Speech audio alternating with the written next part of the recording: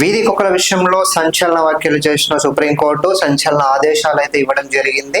So ఎట్టి పరిస్థితుల్లోనూ జనసంచారం ఉన్న ప్లేస్లలో కుక్కల్ని ఉండనివ్వకూడదని ఆదేశించడం జరిగింది. గతంలో కూడా ఇలాంటి తీర్పు వచ్చినప్పటికీ చాలా మంది జంతు ప్రేమికులు పిటిషన్ వేయడం అయితే జరిగింది. వన్యప్రాణులను అలాగే మూగజీవాల విషయంలో మళ్ళీ పునరాలోచించాలని సుప్రీంకోర్టుని కోరడం జరిగింది. సో కాకపోతే ఇక్కడ సుప్రీంకోర్టు కొన్ని వ్యాఖ్యలు అయితే చేయటం జరిగింది. జంతువుల నుంచి అయితే సమాజానికి కీడు జరుగుతుందో వాటిని నిషేధించడం అనేది ప్రక్రియ ఎప్పటి నుంచో జరుగుతూనే ఉంది.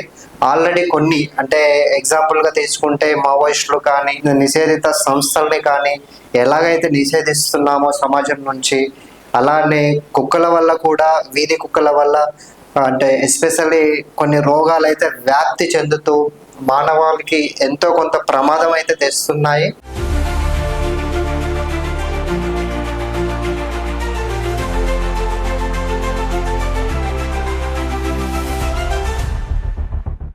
రేబీస్ వ్యాధి అలాగే రేచు కుక్కల విషయంలో ఎలాంటి జాలి చూపించాల్సిన అవసరం లేదని సుప్రీంకోర్టు వ్యాఖ్యానించింది. ఖచ్చితంగా సమాజానికి ఏదైతే కీడు జరుగుతుందో అలాంటి వాటి విషయంలో మనం అప్రమత్తంగా ఉండాల్సిందే, అలాంటి విషయంలో జాగ్రత్త తీసుకోవాల్సిందే అని ముఖ్యంగా తీసుకుంటే స్కూల్స్, కాలేజెస్ కానీ, ప్రార్థనా మందిరాలు అంటే టెంపుల్స్ కానీ, దర్గాలు కానీ, చర్చిలు కానీ ఇలాంటి వాటి దగ్గర కానీ, అలాగే జనసంచారం ఎక్కువగా ఉన్న చోట్ల ఏదైనా కావచ్చు, రోడ్ల పైన, ప్లే గ్రౌండ్స్ దగ్గర కానీ ఖచ్చితంగా వీధి కుక్కలు కనిపించడానికి వీలు లేదని ఒక స్ట్రిక్ట్ గా అయితే ఆదేశించడం జరిగింది. ఈ విషయంలో జంతు ప్రేమికులు కూడా ఆలోచించి అర్థం చేసుకోవాలని కూడా సుప్రీంకోర్టు చెప్పడం జరిగింది.